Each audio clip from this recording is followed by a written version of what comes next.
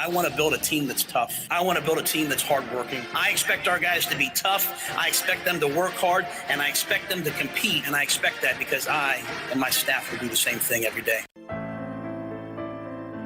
Oh boy, 20-17 the final. Michigan State wins it here today, and Nebraska's 3-game winning streak is over. The Huskers are now 5-4 and will come home to face Maryland next week. It wasn't good enough in the first half, and I think we all know that. I think it comes back to the preparation during the week. We got to figure out what we did wrong or different this week. Just go attack that for next week. We lost a turnover battle.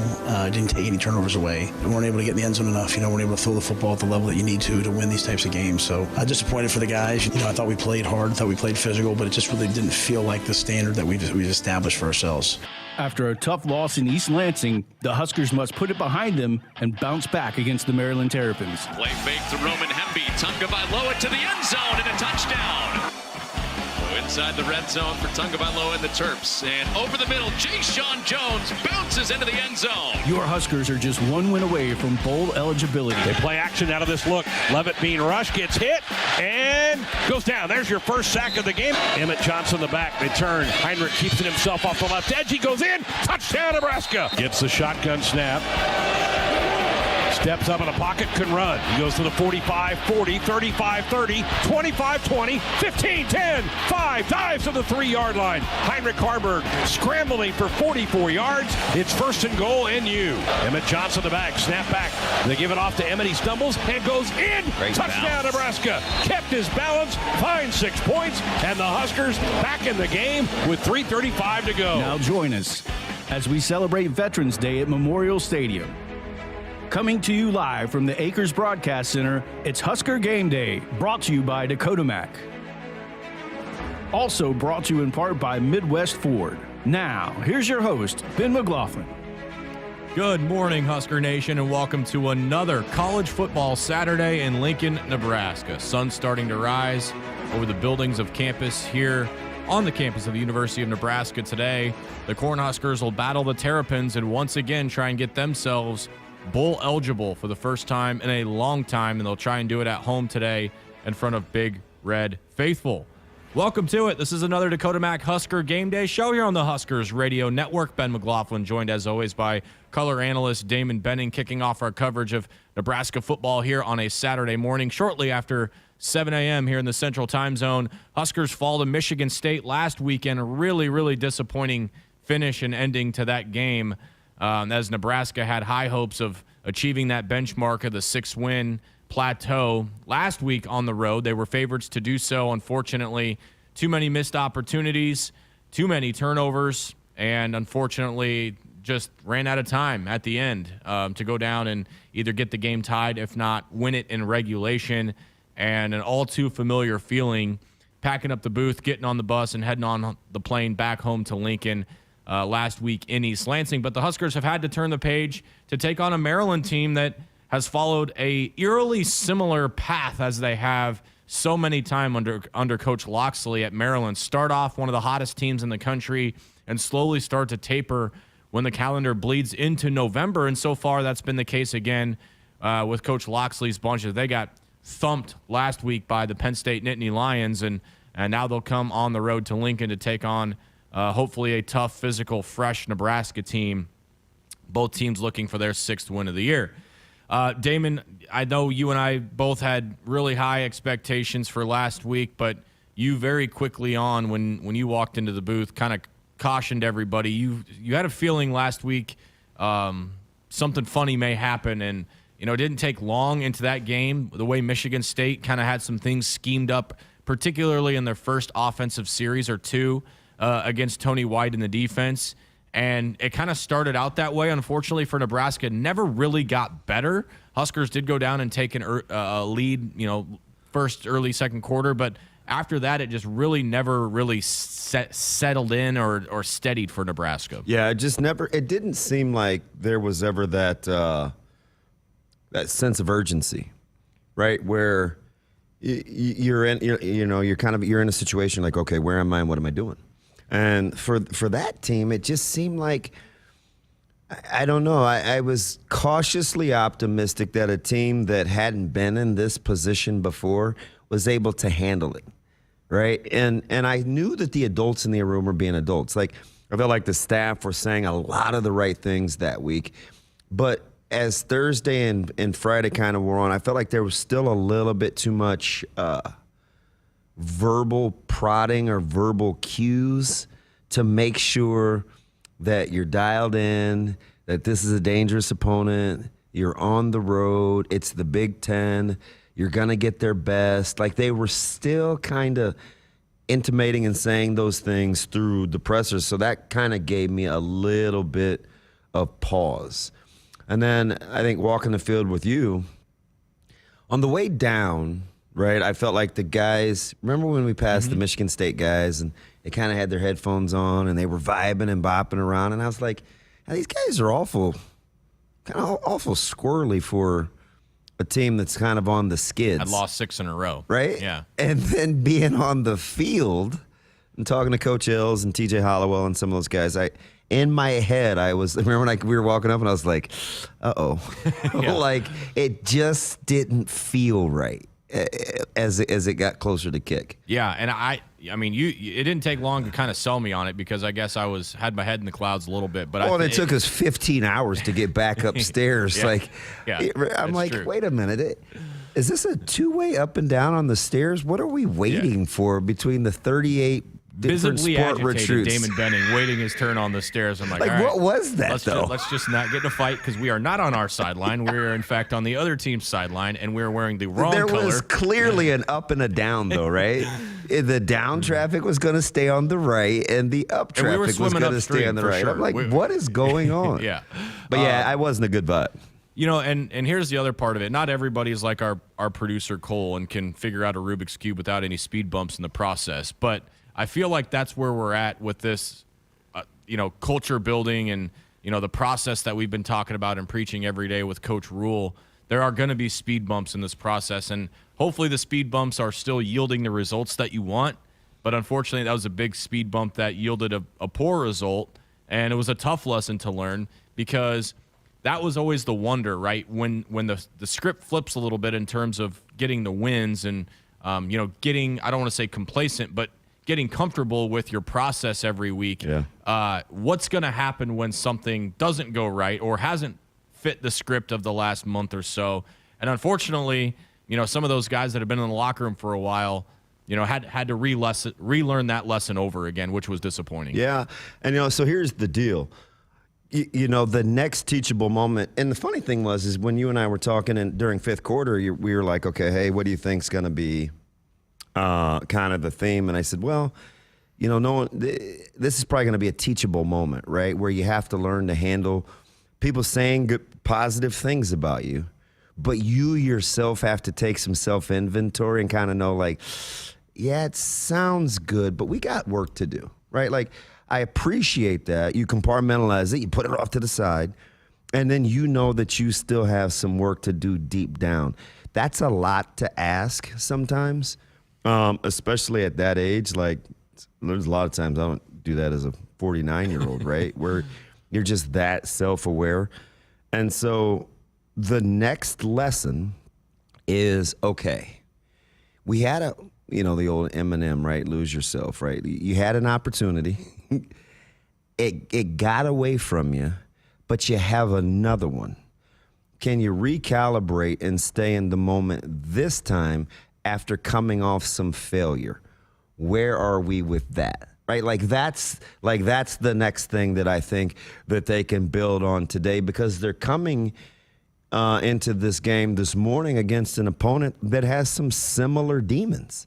Mm-hmm. Right? So if this is like an emotional pendulum game, then let's see if we can hunker down and rally, being in the friendly confines at home. I hope it's not a sleepy crowd. It may be. I saw some secondary market tickets where it was like, whoa. Yeah. Those are pretty affordable. Yeah. It's like, never thought I'd see this. I was looking for some gear yesterday. Nudge, nudge, wink, wink, Jay Terry. I snuck into Husker Hounds. And it was really busy, so that was good. But like, just the tenor, because I've never purchased Nebraska gear, but I was looking for something in particular. I wanted something white. But anyway, I just hope that this team is like, okay, we got to get while the getting's good. Yeah. Right? Like a sense of urgency, because I think they've been pretty good with their backs against the proverbial wall. Like, they usually come out fighting. And I loved Tony White's presser. He was sensational because finally the cerebral assassin was mad. And it was not cool. And he wasn't just talking to me, and he wasn't just talking to you. If there was any question on whose defense that is, it's his defense, right? I mean, even with how sweet Super Coop is, and I know that that's Coach Will's right-hand man, like, he basically said to his coaches, hey, listen, we have a job to do. It's our job to make sure that we're putting our players in the right position to do it. It starts with us. And if they don't respond well, then they don't need to be playing. We need to play somebody else. Am I clear? He called it bullcrap. I'm like, yeah, he knows. They were in, I'm not going to make any more red and green jokes in the stands last week, but they were in the gift-giving mood. And they gave away some gifts defensively. And nothing sticks in your craw worse as a coach than when you don't control the controllables. It's hard enough as is, right? Just rolling out of the rack and trying to go get a dub. And the Big Ten Conference is brutal. When you don't control the controllables, man, it'll keep you up at night. There's no question. And I think there's some irony in timing here because for those that listen to our show, kudos to you. Kudos. My AD should be on the road, man. He's one of those early risers. Yeah, I know. He's probably on his way down. We had Tony White on the show last week. He's great. And, you know, it was interesting speaking with him before we traveled over to East Lansing because, you know, before we started recording, okay, you got this thing rolling, you know, vibes must be high. Very matter of fact, not the old cliche of not getting too high or too low. He was very, very much in the middle and stayed there. But even in the interview, he's like, you almost kind of felt it with him, talking with him in the week that, yeah, I've got people like you sitting across from me telling us how great we are, but I'm not about to hear it because I know what's coming. And sure enough, I wasn't the only one that learned that lesson, but I think a lot of people in that building did after that performance with Michigan State. So a little bit of irony and timing there. I also want to point to the fact of something that gives me a little reassurance, I suppose, if that's the right word in this scenario, with Coach Rule, because you know and I know and everybody that follows the program closely knows he was preaching the difficulty of November games pre-MSU. Oh, yeah. And I think we all kind of know what's on the horizon after today,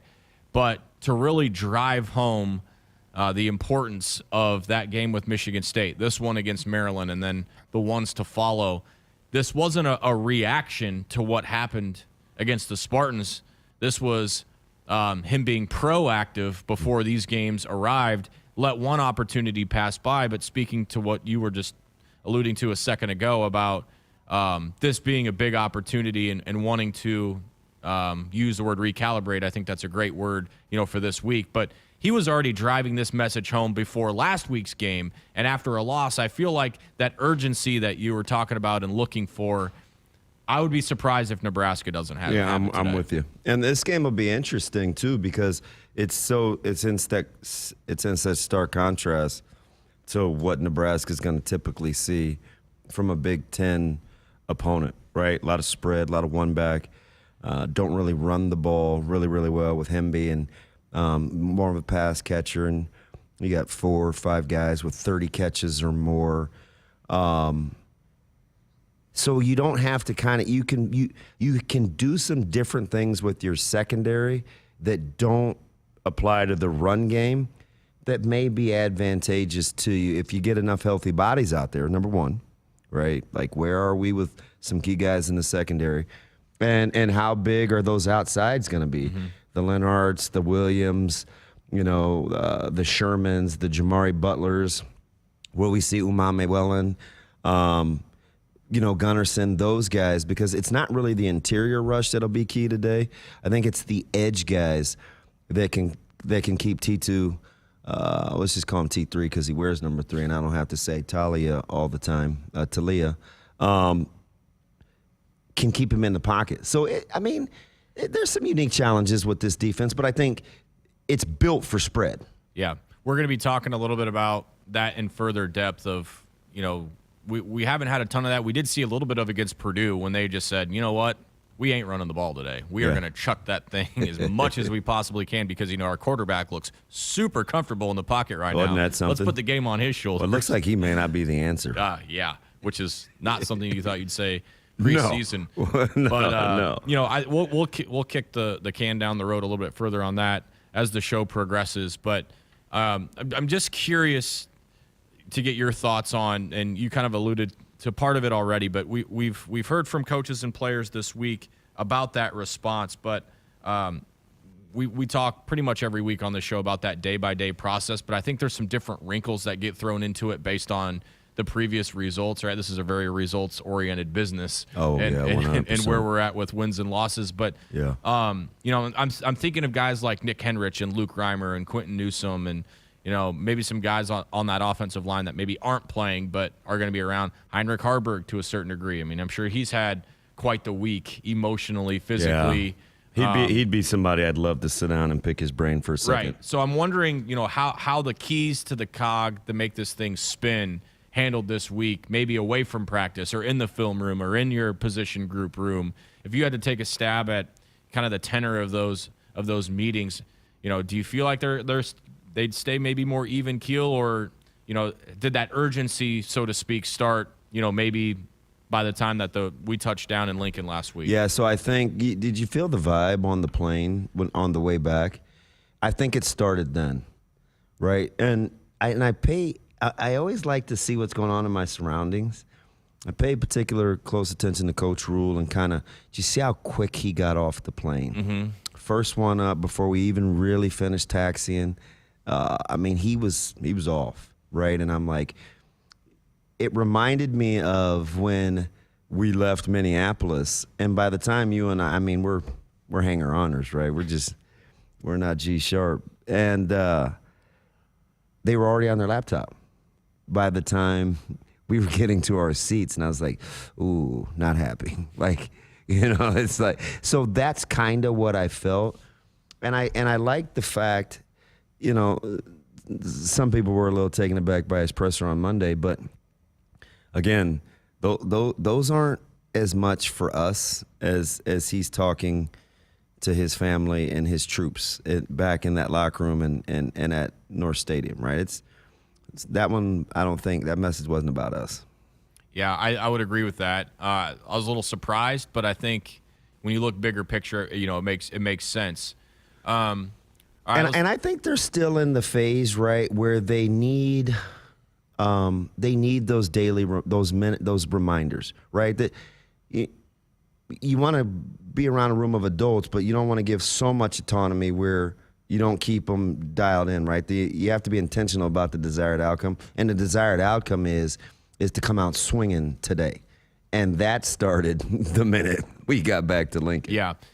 Let's address the elephant in the room. That's quarterback play. It was, call a spade a spade. It was not good Saturday. There were issues. And you and I had a pretty spirited chat at halftime about what Nebraska does offensively in the second half. Because do you call what's on paper working, but not working where it should, or do you change some things up and just say, all right, let's go about this a different way? Very difficult situation to be in as an offensive coordinator when you don't have players out there executing. You said something to me that's kind of stuck into my head all week when I was going back and rewatching the game and then watching Maryland's defense.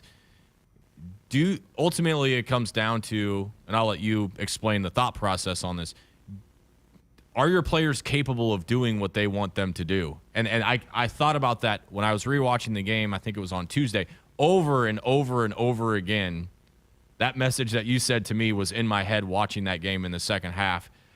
And leads me to believe, what were they working on this week? What was the message to Heinrich and the quarterback position this week after a very tricky and a bit bizarre situation to be in offensively when you had stuff dialed up right. You had guys streaking all over the field anytime you were dropping back to pass, but just the lack of execution, point the finger to whoever you want to, just wasn't there. Yeah.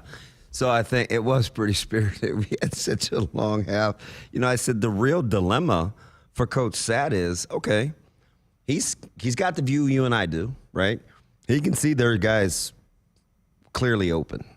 So is this an execution issue? Do we just need to execute better? Or do I need to call something different and scrap it all together? I think that was the back and forth that he had to have with himself and his head. And I look at it like this, B-Mac. I look at it kind of like, I just go back to my educational background. I look at it as a teacher. And it's very hard to go over to, to little Timmy, Tony, or Mary and say, hey, you know what? You're not a very good learner right now, so I'm going to just stop teaching. Okay? Like, we're going to cap you and let it and move on. I just don't think coaches look at it like that. And I get it. You don't think you're playing to his strengths, but he sees this offense and Harburg every day, and he's probably thinking to himself, you've seen Timmy do math before. He's capable. Hey, how about we just do it? I'm not going to give up on you, because what am I saying to everybody else on that team or in that classroom? Am I just not capable? Because I can't just give up on what I think gives us the best chance to win because I can't get you to respond the way that you need to. You've got to start to respond the way that I need you to. And I think that's the direction he went. I always try to think about it like, it's easy for us to you're calling too much of this or you're not. I just try to think right, wrong, or indifferent. I try to think like they think so I can rationalize in my head what's going on. Because for me, all you have to do is tell me the why. Then it's up to me to decide whether I can deal with it or not, right? I like kind of that ownership there. So I just try to tell people what I think he's thinking and just imagine the degree of difficulty. We saw the two plays early in the first half. I was like, ooh, if he just throws that over route to Malachi Coleman, he may score. Even the play that he threw the pick where the safety barely kind of moved off the hash and he hung it up heading towards the north end zone where Coleman got grabbed. If he waits another probably half second till Coleman straightens back up, he's going to be wide open on that bender. So, there were things, the pick that he threw to when he wanted to get the ball to Bullock down the hash, and we in essence called it a punt. Yeah. He's open. The ball that he threw over Fedoni's head, he's open. Right? So you can't, as an OC, say, gosh, you know what? I don't think we just can't, we can only call 30% of our offense. Because that wasn't going to get it done either. Because you saw on the drive where they got to within a score, he drops back, he hits Coleman on the skinny out of his own end zone, which was a big boy throw. Remember I said it real time? I go, that's a heck of a throw out of your own end zone. For the hoops, zone. That's a fadeaway 27-footer when you're missing spot-up threes. From Harburg's vantage point, he basically threw it down a hallway. That without hitting the walls, right? He threw it down a hallway without hitting the walls. It was a big boy throw. And I think those are the kinds of plays where you think to yourself, if you're Satt and McGuire and these guys, we got to be able to play catch, don't we? Because for all the hand-wringing about, well, the tight ends aren't this or the tight ends are that or where's Borkic or, man, Bullock isn't this or Bullock's that or how about these young receivers? Are we even remotely having the conversation that guys aren't getting open? Is that a thing?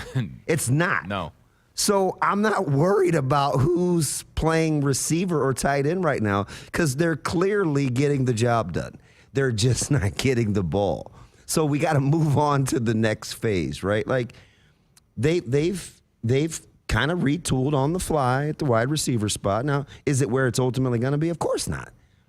But it's not a liability either. So let's Let's clear that. Yeah, I we probably maybe should have led with that part of the conversation, but it's very important too. And I think, one last point before we hit a break here. We are going way too long here in this first second. That's why we got the great Colio. I got his arms crossed, just staring at us right now. Fellas, what man, I'm going to be moving around. Do you guys know breaks. what time it is? Yeah, Cole, we know. But we're on a roll here. My thought when I was rewatching the game, because you're right, we do have a unique perspective compared to most others. We're up high. We see all 22. We can see things develop. And when you go back and rewatch the game, you're like, oh, it looked different from where I was. But if you just take all 21 other players off the field and you just watch Heinrich, right? Mm-hmm. You just watch the way he moves. You watch the way his head moves. You watch the way maybe he carries himself a little bit. That is not the same guy that was first handed the keys to the car. Yeah. Like if you watch just Heinrich in his first or second game operate, his presence, the way he gets to the line of scrimmage, the way he goes through his progressions, the way he steps into throws, didn't have happy feet. You're wondering what happened to that guy because he was rattled. He was not comfortable. It was amazing. He put it together to get down and score on the drive to cut it to 1. Do you know where that shows up the most? Different. Do you know where that kind of shows up the most? The times there are these strange times, and this isn't kill H2 moment, but you said we were talking about quarterbacks, so let's talk about the quarterback. There are those times where inexplicably he kind of goes down in the pocket, where it's. You have the escapability. We saw it on the great run to start the second half on the opening drive, right? Where it's like, I think he doesn't want to turn the ball over. He wants to take care of it in the pocket. So he kind of goes down, right? And that's not really his style. It hasn't been who he is, and I don't think that's who he's going to be. I think that's a guy. He's not overthinking. He's just not confident, right? There's a difference, right? It's because people say, do you think he's not going through his progression? No, his progressions are fine. I just don't think he's playing with confidence. And you heard Coach Satt kind of allude to it, right? I don't know if he can run through a guy's face, but the point was let it rip. Smile, get the dirt off your shoulder, go play football. Right? Don't overthink this thing. It's still running, blocking, tackling, throwing. Keep it simple. And I think that's what he wants H2 to get back to. And part of the criticism and critique here is we all know he's capable of doing it. He doesn't make that throw to Malachi if he doesn't have that in his tool belt. And I think that's probably the message to him is we're hard on you because we believe in you and you can do it. And it'll be interesting to see what he does against the Terps today. Okay, Cole, we get it. Blue Cross and Blue Shield Nebraska, proud to sponsor Touchdowns for Teachers to recognize outstanding educators in Nebraska. If there's a teacher that makes your community great, find a nomination form at huskers.com/teachers. Selected teachers will win a spring game VIP experience and classroom visit from Herbie Husker. We'll step aside for our first break. Show continues along after this. You're listening to Husker Game Day, brought to you by Dakota Mac on the Huskers Radio Network. Maybe your hometown celebrates long-standing Swiss traditions. Cow chip throwing. Or even classic car muscle. Everyone has a hometown, and every hometown has a festival. Senex wants to hear about yours. That's why we're launching the Hometown Throwdown. Tell us about your fest, and it could win $100,000. Learn more at SenexHometownThrowdown.com. Senex, powered locally. It's being well supported by a provider who understands your health interests and goals. It's ensuring you are well connected to a team of caregivers and specialists. It's feeling well cared for by having someone you can turn to who sees you for you. That's the power of being well matched. And that's exactly what CHI Health Clinic's My Provider Match does. Meet the provider who is right for you at myprovidermatch.com. This is Husker Game Day, brought to you by Dakota Mac. You're listening to Big Red Football. Allergy season is officially here. Your home should be a place where you can escape dust, pollen, and other allergens. But every time you enter your home, you bring them inside. John Henry's offers numerous products to remove allergens and germs from your home. Call John Henry's today to learn more about our indoor air quality products to breathe easier in your home. 435-5555. John Henry's Plumbing. Heating and air. Tired of worrying about what to make for dinner? Try Gary's Quick Steak. It's delicious, convenient, and easy to make in minutes as it cooks from frozen. It also has over 20 grams of protein per serving, is gluten-free, and is made with real beef and chicken. Enjoy sandwiches, enchiladas, stir fry, quality sirloin, chicken, and corned beef ready in minutes. Simply sizzle, flip, and savor. I promise you, if you try it, you're absolutely going to love it. Visit our website to find a store near you. There are a lot of rates out there, and it can be tough to find the right one. Well, let's make it easy. With FNBO's special offer CD of 5.5% APY for 3 or 7 months, you can earn more, save more, and do more. That's 5.5% annual percentage yield for 3 or 7 months with a minimum deposit of $500 and an FNBO Premier checking account. Give your savings a great big boost with the Great Big Small Bank. FNBO, member FDIC. Blue Cross and Blue Shield of Nebraska exists to be there with you. They are rooting for the schools and teachers who make our communities great. That's why Blue Cross and Blue Shield of Nebraska is proud to sponsor Touchdowns for Teachers and ask Husker fans to nominate outstanding educators who help Nebraska students reach their potential. If there's a teacher you want to recognize for the impact they've made in your community, find a nomination form at huskers.com/touchdowns-for-teachers. There's room at the table. Central Valley Ag works with farmers and ranchers to deliver the protein and minerals to ensure their herds are at optimal performance. Winter is coming. CVA's Power Cow tubs help your herd stay strong and healthy through the toughest season. For a limited time, register to win 2 250-pound CVA Power Cow tubs when you visit CVAcoop.com. Our planet is hungry. Together, we feed it. Central Valley Ag, the official co-op of Husker Nation. Want to get all the latest Husker news straight to your phone? Need to be the first of your friends to get the scoop on all things Huskers? Sign up for text alerts from Nebraska Athletics. Text Huskers to 83200 to get game time notifications and updates, breaking news, special ticket offers, and more straight to your phone. All the Husker news is just a quick text away. Just text Huskers to 83200. Standard text messaging rates may apply and may vary by carrier. You're listening to Husker Game Day, brought to you by Dakota Mac on the Huskers Radio Network. Farmers Mutual of Nebraska. Experience the personalized difference when your insurance is kept local. Visit fmne.com to contact an agent near you. Ben McLaughlin joined by Damon Benning, former two-time national champion, Big Red running back. Huskers and Terrapins today at Memorial Stadium. Kickoff set for 11 a.m. here at Memorial Stadium. One lone soldier was setting the tailgate up when I made the walk over here in the lot just over here behind where you're sitting. So did you smell any food? No. Because I did not. No, smelled nothing. Yeah, that was, but did you see all the, this has not been funny. This has been a point of consternation this week, but did you see all the Peacock trucks? Yes. So my guy over in Lot 4, he's great. He's like one of my faves. And he said those guys and gals got there at 4:30. Really? Yeah. He said he pulled in at 4:22, give or take a minute. Not. He said 4:22. If you say 4:22, I'm going to believe you. And they were locked and loaded. So there were a lot of the early spots taken up. Wow. Yeah. Okay. Well, I feel like the Peacock thing is going to be good for us because there was a lot of people complaining about it. And hey, not to be all selfish. Selfish. Isn't that what our man Doc Sadler would say? Yeah, I was going to say, selfish. If anything, it puts pressure on you to be good because they cut my mic off at 9 a.m. You know the guy that sits to my right will be just fine.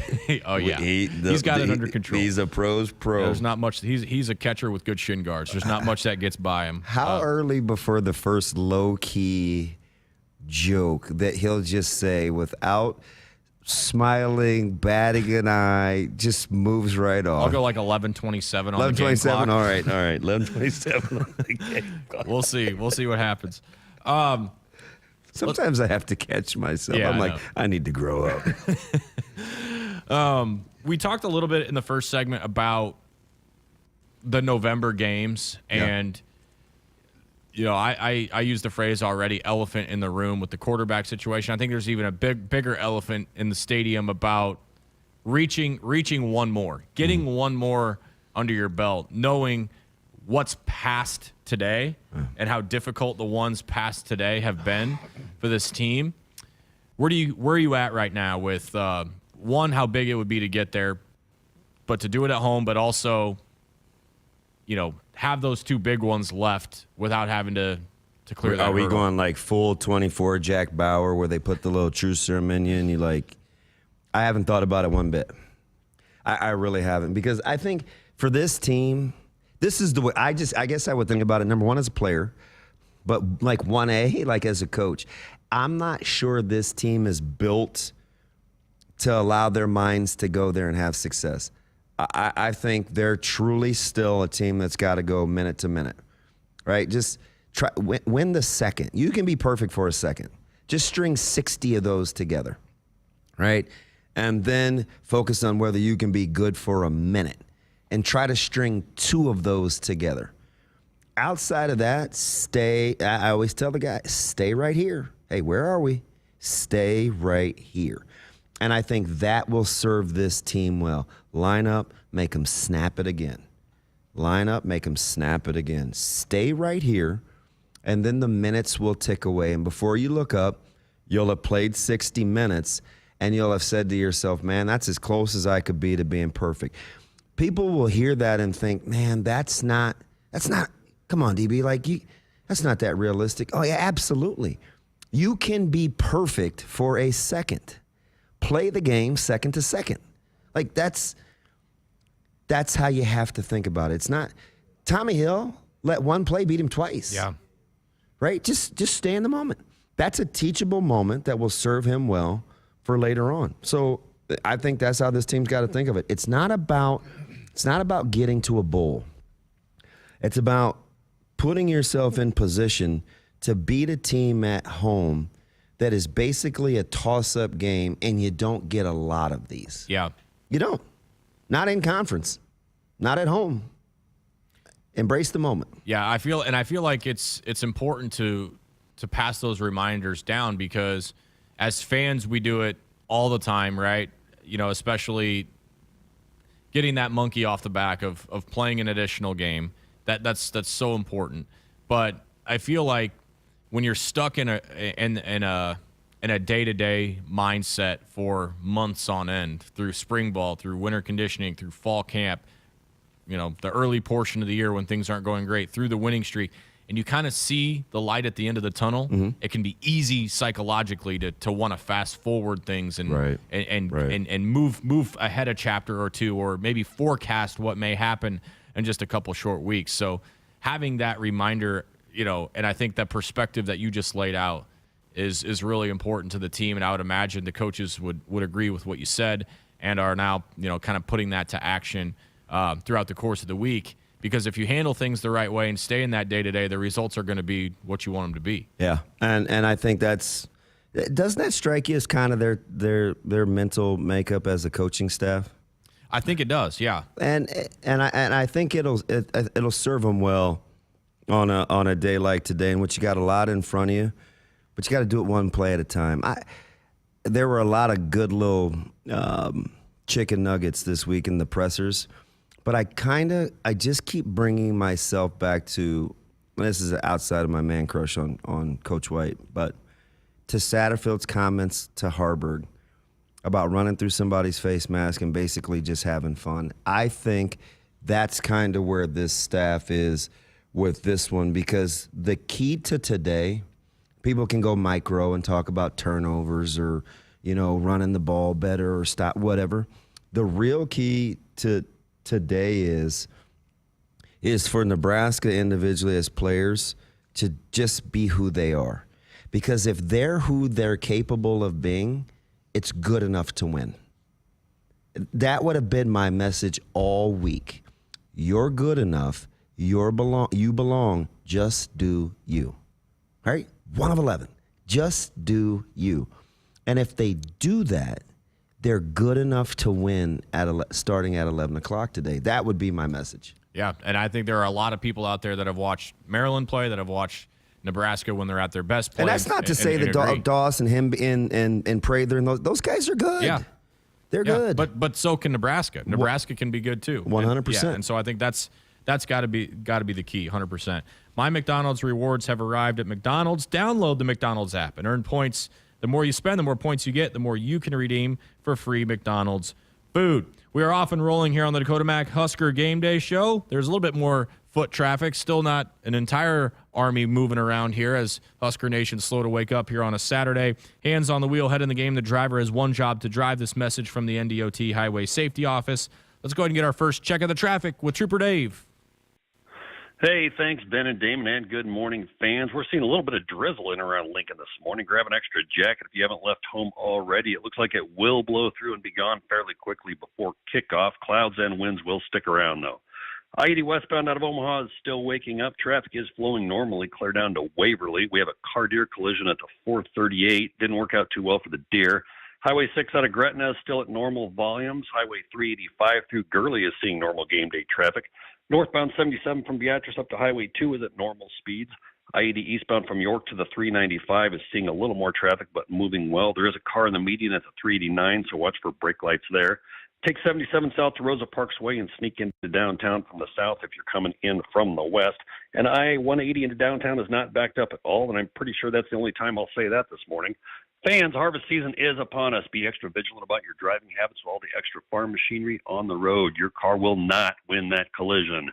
This has been Trooper Dave with the Nebraska State Patrol Traffic Report on the Huskers Radio Network. You're listening to Husker Game Day, brought to you by Dakota Mac on the Huskers Radio Network. Farmers Mutual of Nebraska offers quality auto, farm, and home insurance that's based right here in Husker Nation. Enhance your insurance experience by keeping it local. When it comes time to file a claim, having a nearby service team and a prompt claims process makes all the difference. Visit fmne.com to contact an agent for a free, no-obligation quote. Farmers Mutual of Nebraska, always alongside you. No profession requires a broader range of skills and sense than farming. Being self-sufficient is critical, and so is knowing when to lean on experts. If adding acres to your operation or refinancing debt is part of your plan, Dakota Mac can help you get there. We provide long-term, fixed-rate loans for ag real estate. You owe it to yourself to learn how Dakota Mac can benefit your operation. Hi, it's Nick Luxinger from Dakota Mac. Call me at 402-740-6445 to learn all about our competitive rates on ag real estate loans. This is Husker Game Day, brought to you by Dakota Mac. You're listening to Big Red Football. There's no community like a Cenex community. And that's why every Cenex store is so proud to serve theirs by supporting local athletic teams, promoting the arts, and making sure each store is a place its neighbors can find what they need, catch up with their friends, and stay connected. It's also why we give back, helping to make the wonderful places we call home the best they can be. Your local Cenex doesn't just work in your town, it lives there. The store next door, powered locally at Cenex. No profession requires a broader range of skills and sense than farming. Being self-sufficient is critical, and so is knowing when to lean on experts. If adding acres to your operation or refinancing debt is part of your plan, Dakota Mac can help you get there. We provide long-term, fixed-rate loans for ag real estate. You owe it to yourself to learn how Dakota Mac can benefit your operation. Hi, it's Nick Luxinger from Dakota Mac. Call me at 402-740-6445 to learn all about our competitive rates on ag real estate loans. Bananas are only 39 cents a pound at Hy-Vee. That's not a sale price. That's the price with the Hy-Vee Perks membership. And 39 cents a pound is not just the price today or this week, it's the Perks price every day. With the Hy-Vee Perks membership, you can save on hundreds of products store-wide every time you shop and count on Perks prices to stay the same. So if you want to pay less for bananas every day, sign up for Hy-Vee Perks. It's free and easy. Some restrictions apply. Did you know that Lincoln's water is 4 times more hard than what is recommended? This will shorten the life of your water heater, harm pipes through mineral buildup, and is bad for your hair, skin, and clothes. What's the solution? A water softener. Go online to jhlincoln.com to learn more about water softeners and our flexible financing offers, or call John Henry's 435-5555. John Henry's Plumbing. Heating and air. Everybody wants a classic Christmas. Well, there's nothing more classic than cash. So until January 3rd, 2024, enter non-winning Nebraska Lottery Holiday Classic scratch tickets online, and you could win $1,000, $5,000, $10,000, or $20,000. Hurry and jingle all the way to your nearest Nebraska Lottery retailer and have yourself a classic little Christmas with the whole family of Holiday Classic scratch tickets. Top prize odds vary by game. We could tell you all about what makes Ford F-Series the #1 trucks in America for 46 straight years. But why tell you when we could show you instead? Because in the Midwest, talk is cheap and actions speak. On the lake, on the job, or on the town, choose the trucks that deliver on the claims. Ford F-Series is made for the real world. This is Chiefs Kingdom. Get 3.9% financing for 66 months, plus up to $3,750 bonus cash on F-150 XLT, official truck of the Kansas City Chiefs. You're listening to Husker Game Day, brought to you by Dakota Mac on the Huskers Radio Network. Welcome back to Husker Game Day. I'm Jessica Cootie. It's time now for our Cornhusker conversation. This week, I got a chance to sit down with Cam Linhart. The true freshman defensive lineman out of Staten Island, New York, has got 14 tackles, 5 tackles for loss, and 3 sacks on the year. After a great start to the season, he had to miss a couple of games due to injury, but he's back and feeling 100% again and is a big part of the defensive line rotation for Terrence Knighton. Here's my conversation with Cam Linhart. I know you guys were disappointed, but how do you feel like this team has responded throughout this week? We're challenged. We learned a lot. And just yesterday, we went and we attacked the practice, just like so locked in, like how, we were after the Michigan game, like it was like the same level of locked inness. And I just think like, after the team, like we face like adversity, we always respond like really well. So yeah, we just out like every day is just pushing each other to be better. What were some of the things, because Coach White had his press conference and he did not seem happy with some of the things he saw on film. So what were some of the big takeaways that you guys learned from last week at Michigan State? We just didn't play RDV football, and that's just a big motto, especially in our room, just like the dominant and tackling, and it lacked in the Michigan State game. So yeah, and like for us, like that wasn't our usual ball, the way we fly around. So yeah, you've been talked about immediately from the second you've stepped on campus. What's gone into that you've been able to handle everything so well? I mean, I think they called you a fake freshman, an old soul. Why is that? What's gone into that for you? For me, it's just like experience, being from New York City, and doing the different things in my life. Like I left home like sophomore year of high school to live by myself in IMG. So it's just experiencing these things. Just really took a toll on me and made me mature a little faster. So the old soul part of it, why is that? Where does that come from besides just being away from home? Because why do they think that of you? Just because my whole life I've been kind of called an old soul, just the way I like my mechanics and my mannerisms, and like sometimes I do things that are like older than I am. Just the way I talk to people. I'm very like mature, I guess you could say. So like just certain things that I do. When I know being that you are mature and you have experience, but you still are a freshman, you're still new. So in that regard, how did you approach fitting in from the immediate standpoint of it? Well, there's times like I still do get like humbled, by Coach T. Nyan and the guys in my room that I'm still a freshman. So like things like that are pretty cool. Yeah. Take me through your recruiting process, because you were committed, then you decommitted, and then when this new coaching staff came in, you recommitted. So can you take me through that journey and how you ended up coming back to Nebraska? Mm-hmm. Okay, so I remember coming here, but the reason why I gave Nebraska a shot is because like they were so consistent with me throughout my recruiting process. And at first, I was like, it's Nebraska, and I didn't like being from New York, like I didn't really know much about Nebraska. So I was just like, I'm gonna give it a chance. And then when I came my first official visit in the summer of my senior year, I loved it. And then like just like the the town, the atmosphere, the people, the fans, the staff. Like I loved it, and then that's what made me want to come here in the beginning. And then like the team hit some adversity, and it was like unstable. So I was like I might as well just open up my recruiting to just safety, and so that's what I did. And then I remember it was like December. It was really late, and then I got a text, a phone call, and they were like, we know it's really late, but the new coaching staff, like, we really want you to get you back up here, introduce you to everybody, and just give it a chance again, and to see. And then when I came here, and I talked to Coach Rule, Coach Knighton, and Coach T. White, and I was like, this is the place I gotta be. Just as far as just how they could develop me, that's what it was really all about.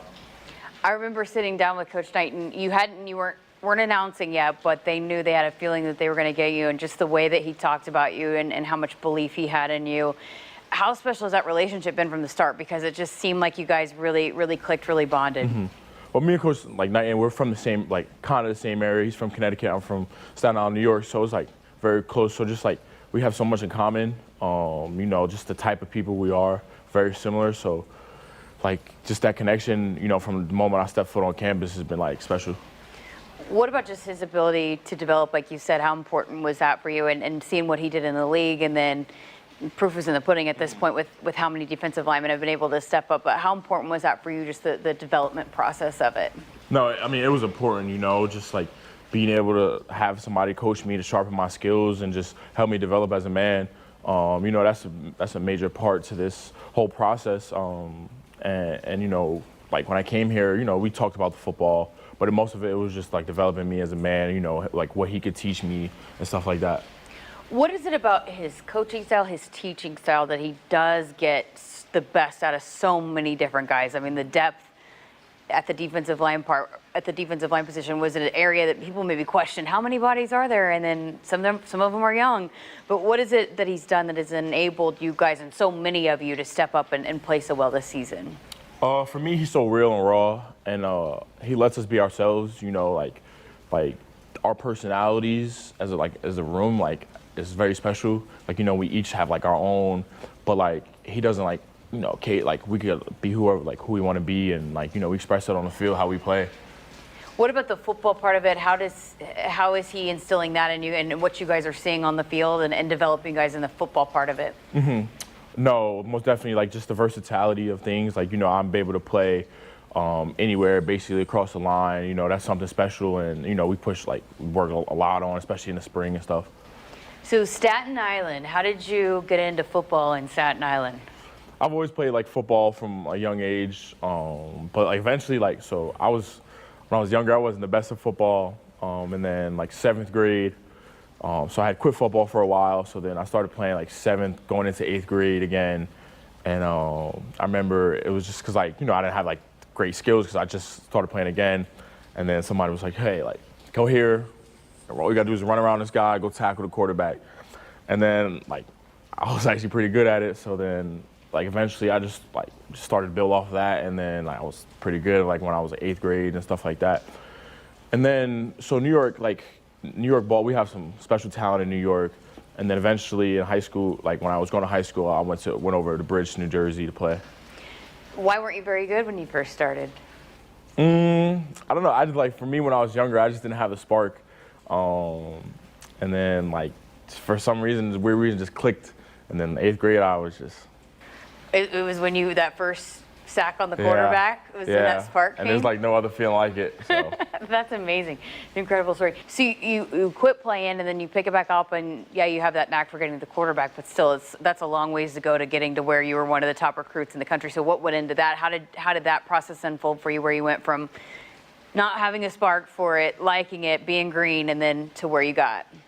For me, it was just having the people behind me to push me and help me develop. Because I also did so I did the 8th grade twice, reclassifying, and it helped me develop a lot and just learn the game, and then traveling every day back and forth to New Jersey, and then I had so many people in my corner helping me that when I got to high school and stuff like that, I was able to be a top recruit. I remember my freshman year, I did some unbelievable things as a freshman in high school, and it was pretty crazy story. So the knack for getting to the quarterback just has always been a part of your game then? That hasn't, I mean, from that first time that somebody said, hey, go around and get the quarterback, that's always been a part of it? For sure. Like, you know, it just always came natural to me, and it was like just something I've always had. Like, and then like, you know, you like when you get a sack, there's like really no other feeling like it. That's awesome. You know, how has your skill set and your style then fit in with what Tony White wants to do with this defense? I would just say like the versatility of like the defense. You know, like we have many guys who play many different positions and do many different things.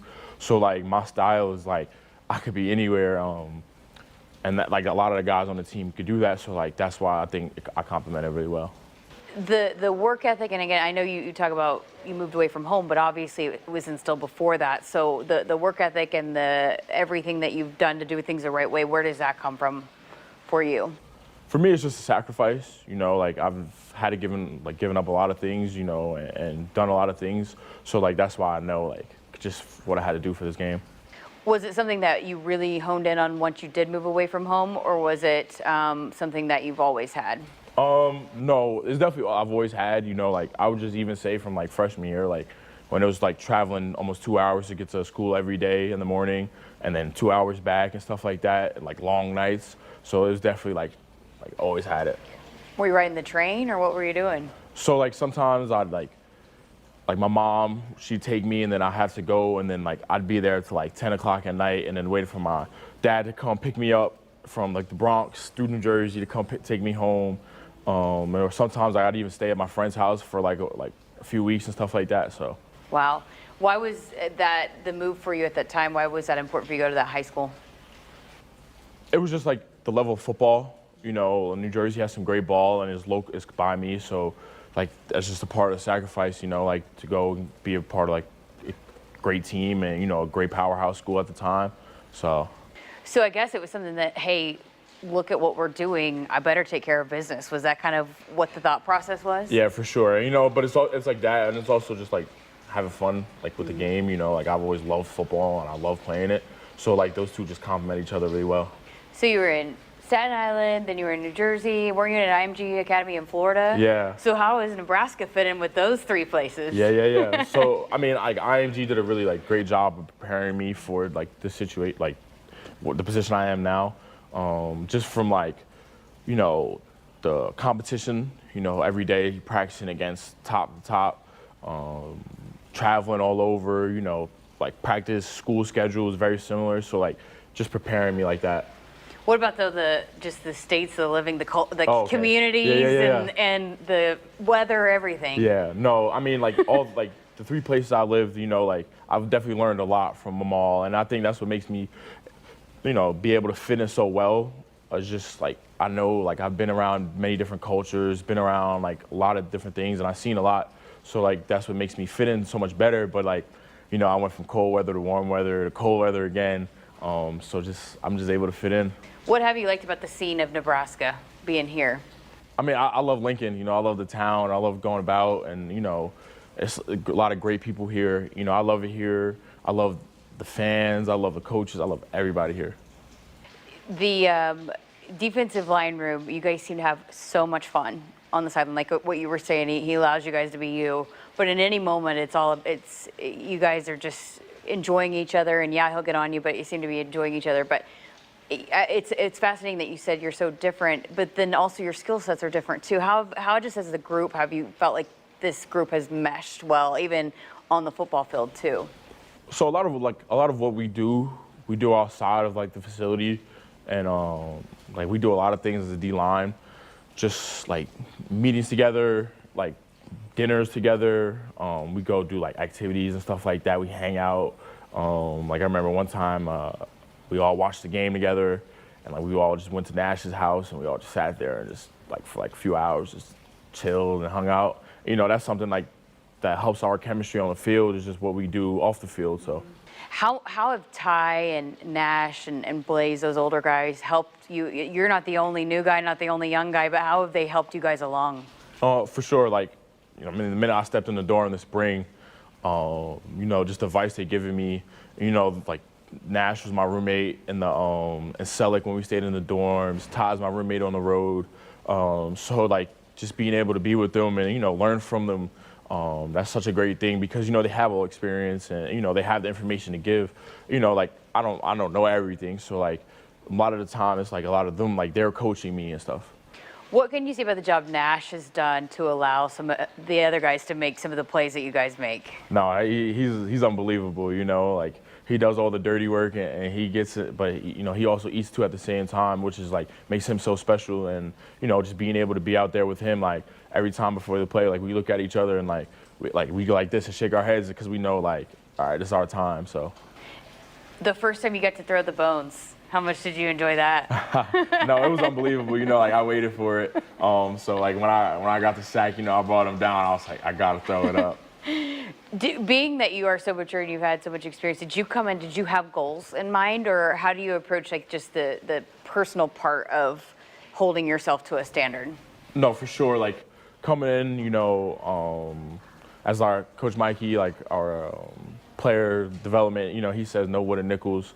So like, I was just here and, I was ready to work and stuff like that. And then, like my goal was to be able to play, like early as a freshman. And then, I knew it like coming in the spring and just being able to show like the coaches my talents and stuff like that. All right, let's circle back to this week in Maryland. What are you guys seeing on film? Obviously, they have the capability of putting up a lot of points, but defensively, what do you guys need to do to slow down this Maryland offense? Mm-hmm. They got a great guy back there, directs everything, great quarterback. So, like our main thing is just attacking him, and because he's a leader to the team. So it's just like, whatever we could do to stop him. I know you guys like playing on the road, but how excited are you personally? How much do you love playing here inside this stadium in front of Husker fans? I love it. There's nothing like no other. Like you make a big play and you get up, you just hear the roar. Like there's no other feeling like it. So I'm excited. What's been your take on the tunnel walk and just again being a part of the tradition of Nebraska football? No, like every time I go through the tunnel walk, like I still can't get over the fact that like I'm in that situation. I'm in these shoes to be able to like run out there and like every time I'm always in like awe of like, the situation I'm in and just being able to run out there and look around and then you just have so many people. Thanks again to Cam Linhart for sitting down with us this week. The Cornhusker Conversation is brought to you by Teammates Mentoring Program. Be there for a student in your local school by going to teammates.org. Hello, Husker Nation. This is Tom Osborne. Congratulations on passing through these Memorial Stadium gates for 100 years of Husker football. Thank you also for supporting Teammates for the past 32 years. You're listening to Husker Game Day, brought to you by Dakota Mac on the Huskers Radio Network. This is the sound of a Husker Game Day. This is the sound of the opposing quarterback getting sacked on game day. This is the sound of someone enjoying a Big Mac. And this is the sound of that same someone getting another Big Mac for free. All right! Because the Monday after the Huskers get a sack, Big Mac is buy one, get one free at McDonald's. To review, this is what happens on game day. This is what happens on Monday. This fan is really happy. All right! And this is what the lawyers made us say. A la carte only. Price and participation may vary. Cannot be combined with any other offer or combo meal. Maybe your hometown celebrates long-standing Swiss traditions. Cow chip throwing. Or even classic car muscle. Everyone has a hometown, and every hometown has a festival. Senex wants to hear about yours. That's why we're launching the Hometown Throwdown. Tell us about your fest, and it could win $100,000. Learn more at CenexHometownThrowdown.com. Senex, powered locally. This is Husker Game Day, brought to you by Dakota Mac. You're listening to Big Red Football. This is the sound of a Husker Game Day. This is the sound of the opposing quarterback getting sacked on game day. This is the sound of someone enjoying a Big Mac. And this is the sound of that same someone getting another Big Mac for free. All right! Because the Monday after the Huskers get a sack, Big Mac is buy one, get one free at McDonald's. To review, this is what happens on game day. This is what happens on Monday. This fan is really happy. All right! And this is what the lawyers made us say. A la carte only. Price and participation may vary. Cannot be combined with any other offer or combo meal. Maybe your hometown celebrates long-standing Swiss traditions. Cow chip throwing. Or even classic car muscle. Everyone has a hometown, and every hometown has a festival. Cenex wants to hear about yours. That's why we're launching the Hometown Throwdown.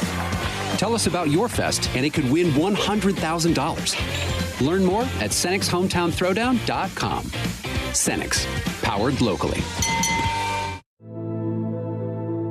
A few drinks at home after work, a couple of hits at a party with some friends, over-the-counter drugs for a minor illness, a new daily prescription, and you're not quite sure how it makes you feel.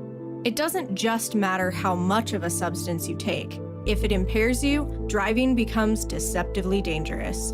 Don't drive impaired. Paid for by the NDOT Highway Safety Office.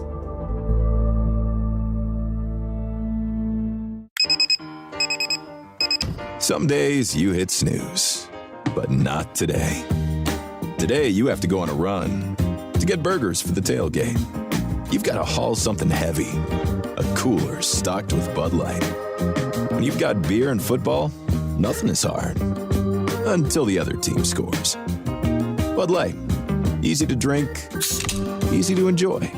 Enjoy responsibly. 21 plus. Copyright 2023 Anheuser-Busch Bud Light Beer, St. Louis, Missouri. With over 75 years of wealth management experience, Bridges Trust understands the value of tradition and legacy. They have built their reputation by helping clients achieve their objectives by providing exceptional service in investment management, trust and estate planning, philanthropic consulting, and family office services. They are in the business to provide specialized, comprehensive wealth advisory services that are in the best interest of their clients to help them grow and preserve their legacies for generations to come. Bridges Trust. Trust for generations.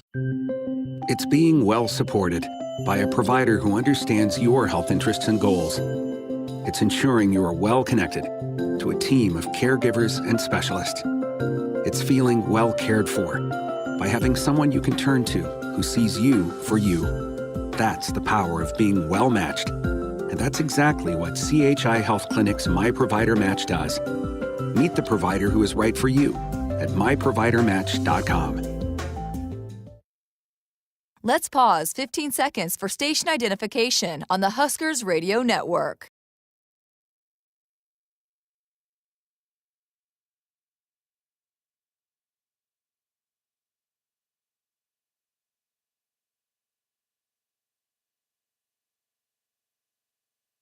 You're listening to Husker Game Day, brought to you by Dakota Mac on the Huskers Radio Network. The 1890 Initiative, helping Husker athletes navigate name, image, and likeness. To learn more or donate, visit 1890nebraska.com. The Dakota Mac Husker Game Day show off and rolling, about halfway through our program here ahead of Nebraska and Maryland. Terrapins visiting the, what do they call it, San Diego, the Big Ten. This is one of the additions. I was like, oh, we got to go to College Park, Maryland.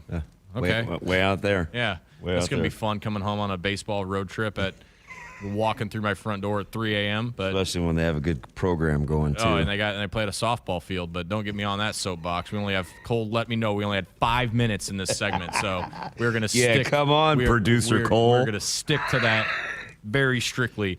One thing I do want to talk about. We teased this when we first started. I want to get into a little bit of Nebraska's secondary today and the plan for those guys against an offense like this. It's going to be quite different the next couple of games. With Nebraska compared to what they're going to see today with Maryland, maybe more similar to what we saw with what Purdue wanted to do in the air raid style. But you mentioned something a little earlier in the show that I thought was really interesting about being able to do some different things with their secondaries, and probably a different film study this week, learning their concepts, learning their high-low schemes, learning them down and distance, what they like to do. You know, does he like to hold on the ball? Does he get rid of it quick? All these different things, you know, different challenges for the secondary. And today's certainly going to be a unique one for the back end. Yeah, I think the fact that Coach White and Coach Dvorak and Coop and those guys don't have to necessarily use the secondary as much to fit in the run game, I think will allow them. Because it's not that, you know, the funny thing about coverage is it has to kind of be married to run fits. Right, you just can't go all willy-nilly on the back end and, we don't have to stop the run, because you do. So I think the cool thing about this week is they can be creative, who they want to put in the run fits, how they're going to put them in the run fits based on the coverages that they want to play. And so it's a little bit different animal. this week for Maryland because you don't, and obviously Michigan State didn't get the ground game going like we thought. I mean, his yards per carry were good, but the bulk of carries didn't really materialize. But this week, Maryland has struggled to run the ball, especially edge run game. A lot of what Hemby's been able to do is kind of the sweep keeps, the behind the line of scrimmage stuff where they use it more like a scat back as opposed to traditional run game. So I think Coach White can maybe get an extra body in the secondary to help with some of the crossing routes. They're big, high, low. You get some of those what we call over routes. The key is, though, for this one in this secondary, you cannot allow rack yards, right? If they're going to make a pass play for yardage, keep it in front of you and make them snap it again. Don't let it be after the catch where somebody ends up hitting their head on the goalpost. Get them to the ground. Quentin Newsome, I think we have a really good handle on him in this area by now. But when you look at some of those other guys that have been tested, Malcolm Hartzog's certainly been up and down this year, as has Tommy Hill. Some of the safeties in coverage as well with Giff and the different guys that are out there. How would you grade Nebraska's cover skills, as a whole? Feel confident in 6, but everybody else out there with the matchup today, when you're going to face some receivers that know what they're doing. Yeah, and they're going to have to be sound. So I think communication is key. That was one of the things that I think Coach White was a little disappointed in. It wasn't just the eye discipline, taking the cheese. It was, you got to communicate and pass coverage off to one another. We saw them turn a tight end loose on a little 3-by set in the very opening series, right? That's communication. And I watched those guys kind of huddle up after the long gainer, and I see Bullock talking to Giff and Giff talking to his 2 inside guys, and I'm like, okay, maybe they didn't get a call, or it was a communication issue. So I think they have to really talk to each other about concepts because Maryland has some tendencies, and they definitely have route concepts that they like. So as long as Nebraska can talk to each other, they'll give themselves a chance. Where it's critical is when Tagovailoa improvises and he gets outside the pocket. Please, please, please stay with your man. Get your eyes out of the backfield. Understand who's forced, like who's pulling up the quarterback on a scramble versus who needs to stay in coverage. If you're in coverage and you're not the force, stay on your man. That's kind of the thing, because he'll do some things off script and it'll kind of drive you crazy. So you have to be really disciplined on the back end. And hopefully the outside guys keep him in the pocket, so that's not much of a worry. Pass rush lane integrity will be big. I'm sure you'll hear that term a time or two. Well, we're not listening to television, so we can control how much we say it. But, pass rushing discipline will be big. Yeah, no question. Cornerstone Bank, committed to providing you game-changing solutions for your financial needs. Bank on a solid foundation. Cornerstone Bank, member FDIC, equal housing lender. Step aside for another break. We'll take a closer look at the Maryland Terrapins under head coach Mike Locksley. That's coming up after this timeout. You're listening to Husker Game Day, brought to you by Dakota Mac on the Huskers Radio Network. Blue Cross and Blue Shield of Nebraska exists to be there with you. They are rooting for the schools and teachers who make our communities great. That's why Blue Cross and Blue Shield of Nebraska is proud to sponsor Touchdowns for Teachers and ask Husker fans to nominate outstanding educators who help Nebraska students reach their potential.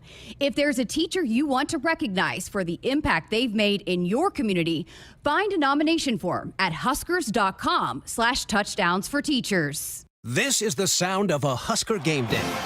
This is the sound of the opposing quarterback getting sacked on game day. This is the sound of someone enjoying a Big Mac. And this is the sound of that same someone getting another Big Mac for free. All right! Because the Monday after the Huskers get a sack, Big Mac is buy one, get one free at McDonald's. To review, this is what happens on game day.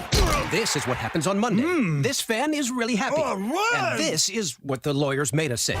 A la carte only. Price and participation may vary. Cannot be combined with any other offer or combo meal. It's being well supported by a provider who understands your health interests and goals. It's ensuring you are well connected to a team of caregivers and specialists. It's feeling well cared for by having someone you can turn to who sees you for you. That's the power of being well matched And that's exactly what CHI Health Clinic's My Provider Match does. Meet the provider who is right for you at myprovidermatch.com. When you're clocking out and happy hour's already started. But you're clocking out and happy hour's already started. The choice to enjoy is easy. Bud Light. Easy to drink, easy to enjoy. Pick up Bud Light at your local convenience store today. Enjoy responsibly. Anheuser-Busch Bud Light Beer, St. Louis, Missouri. This is Big Red Football. There's no community like a Cenex community. And that's why every Cenex store is so proud to serve theirs by supporting local athletic teams, promoting the arts, and making sure each store is a place its neighbors can find what they need, catch up with their friends, and stay connected. It's also why we give back, helping to make the wonderful places we call home the best they can be. Your local Cenex doesn't just work in your town, it lives there. The store next door, powered locally at Cenex. As a fan, you wear your jersey on your back and your heart on your sleeve. There's a place for people like you. The Cox Fan Zone. Play NFL Pick'em and Collegiate Pick'em for a chance to win a $100 Visa gift card each week, or even a $500 Visa gift card grand prize. Hey, Husker fans, this is Greg Sharp. Say Fan Zone in your Contour voice remote to play. Not at home? Visit cox.com/fanzone. Go Big Red. At Nebraska, our people will always be our greatest asset. Day-by-day donors give our teams the best opportunity to compete and win through their generous donations. Our vision for the future is ambitious and requires help from those who want to see Husker athletics excel at the highest level. Go big and join thousands of other Huskers Athletic Fund members with your gift today at huskers.com/donate. Hi, this is Husker National Champion and Super Bowl champ Tony Veland. Throughout my football career, chiropractic care helped my athletic performance on the field and kept me in the game. Today, regular chiropractic care keeps me healthy and active to do the things I love. Chiropractic is safe and effective for all ages. Make chiropractic your first choice to reduce pain, improve your mobility, and feel better naturally. It works for me, and it can work for you too. Learn more at nebraska-chiropractic.org.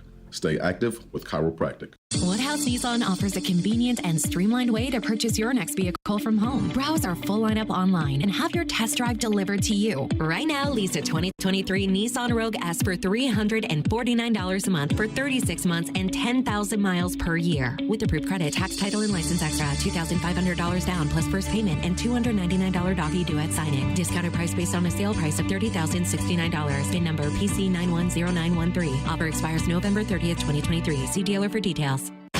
From the University of Nebraska-Lincoln, I'm broadcasting student Ann Gallagher with Campus News.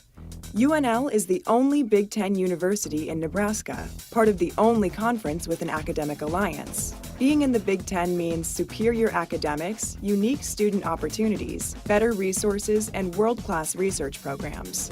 With 72% of undergraduate students receiving scholarships or financial aid, UNL offers a Big Ten education at great value. You're listening to Husker Game Day, brought to you by Dakota Mac on the Huskers Radio Network. The Maryland Terrapins come into this afternoon's game with a high-powered passing attack, but they also come in on a 4-game losing skid. Head coach Michael Loxley has led his program through a very tough schedule, and the Terps enter Lincoln at 5-4 on the season.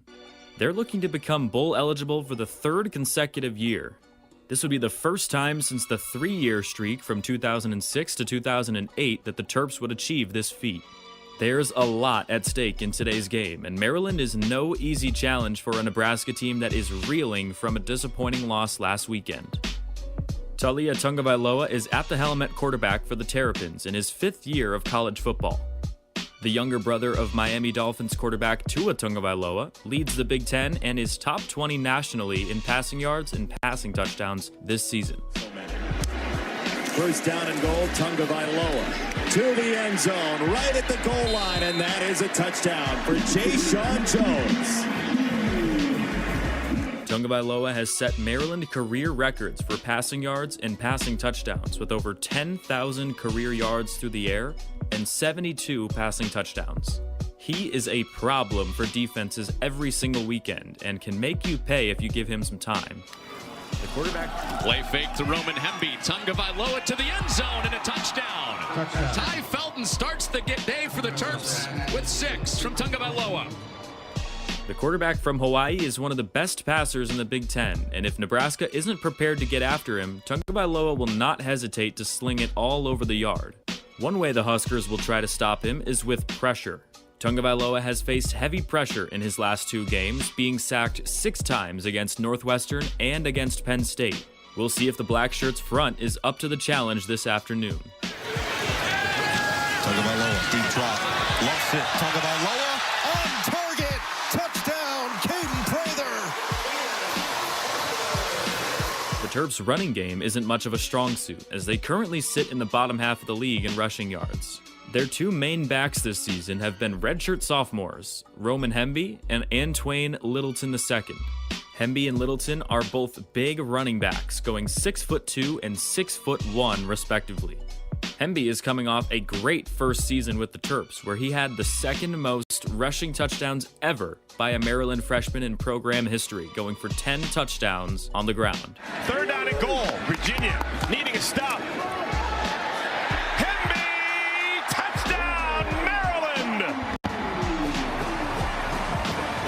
Littleton II is a very physical back as well.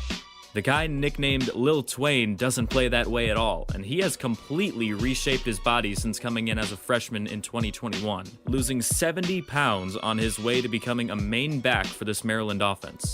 Wet balls and laceless balls to be ready. Final play of this 3rd quarter, it's Littleton pushing the pile in. Touchdown, Maryland.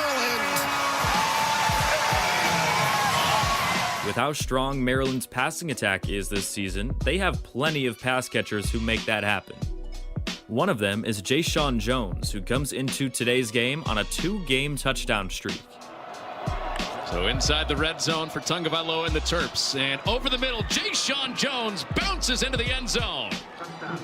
Just like that, Maryland back within a score. Jones sits at 5th in program history in career receiving touchdowns with 14.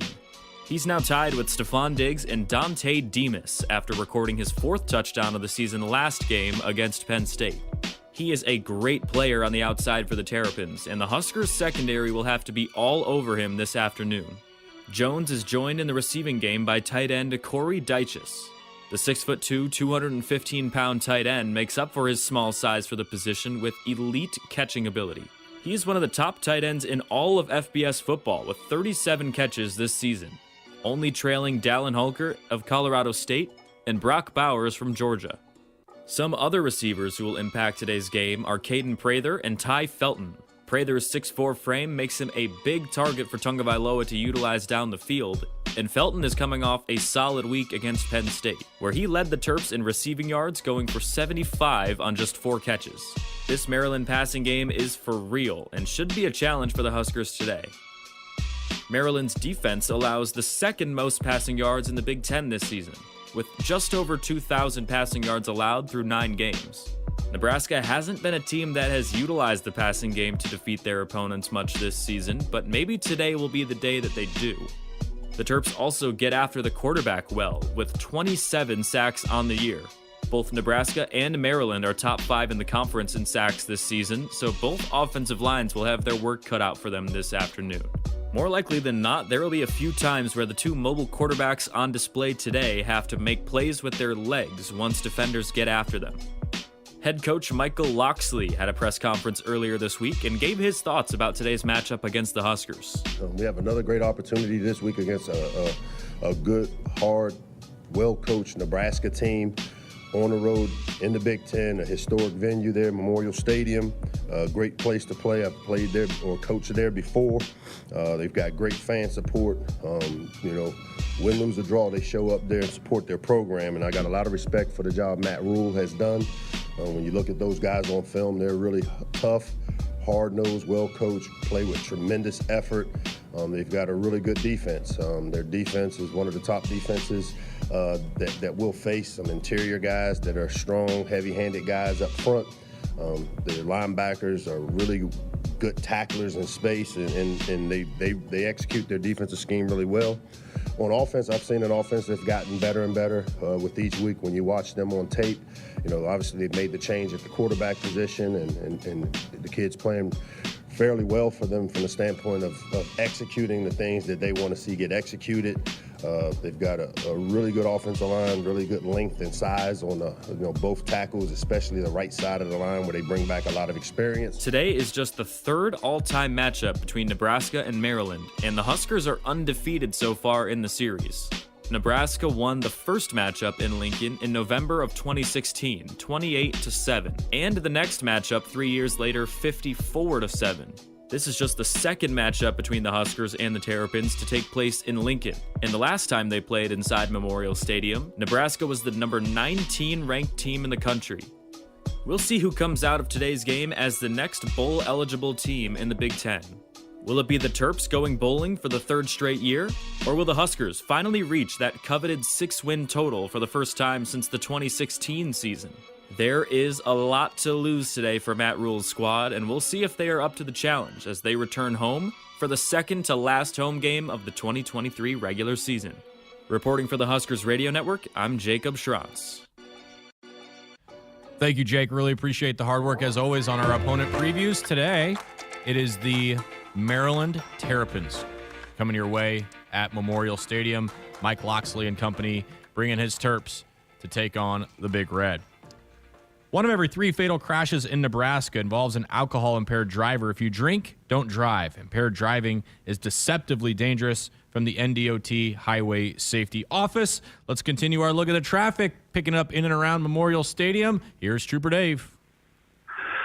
Thanks again, Ben. Traffic has picked up in the last half hour or so. I-80 eastbound from Milford up to the 395 is side by side, but moving along well. Take 77 down to Rosa Parks Way, and you'll be coming into downtown from the south. Highway 34 from Seward is moving well all the way up to Fletcher Avenue just east of the airport. Move to the left lane as we have the right lane blocked off so traffic can exit I-80 onto I-180 southbound. I-80 westbound out of Omaha has increased significantly. Watch that right lane as you approach the 432 on-ramp. We have quite a bit of traffic entering from Gretna. Stay to the left to avoid that. From there, you have fairly smooth sailing until you get down to the normal slowdowns from the 409 to the 401. Once again, watch that right lane. It is running accordion style. There is an accident on the Cloverleaf to southbound 180, so plan on a slowdown there. Highway 6 out of Gretna is very busy.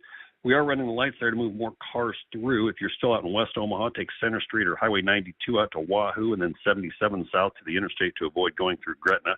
And I-180 southbound into downtown is still moving pretty well. You still have plenty of time to get here before kickoff. Fans, if you witness an accident, do your fellow drivers a favor and stop and give your name and phone number to the officers working the crash. There are many times a witness doesn't stop and we are unable to determine fault because the witness has left the scene. Help keep your insurance rates in check. This has been Trooper Dave with the Nebraska State Patrol Traffic Report on the Huskers Radio Network. You're listening to Husker Game Day, brought to you by Dakota Mac on the Huskers Radio Network. Pioneer is proud to partner with Iowa and Nebraska in the Pioneer Heroes game on November 24th. This coveted trophy game is about more than winning. It's about those in our local community who inspire us in our everyday lives. From the school bus driver to the volunteer firefighter, there are those that make a difference and, simply put, make our lives better. Every community has their heroes, and Pioneer is proud to honor those who stand as an inspiration to others in the Pioneer Heroes game. Sunday. You take a morning walk to pick up burgers and beers. You tidy the house for 10 fellow football fans. And your biggest chore? Loading the Bud Light into the fridge. It all pays off because nothing is as easy to enjoy as a Sunday full of football. And beer. Bud Light. Easy to Sunday, easy to enjoy. Bud Light is the official beer sponsor of the NFL. Enjoy responsibly. 21 plus. Copyright 2023 Anheuser-Busch. Bud Light Beer, St. Louis, Missouri. This is Husker Game Day, brought to you by Dakota Mac. You're listening to Big Red Football.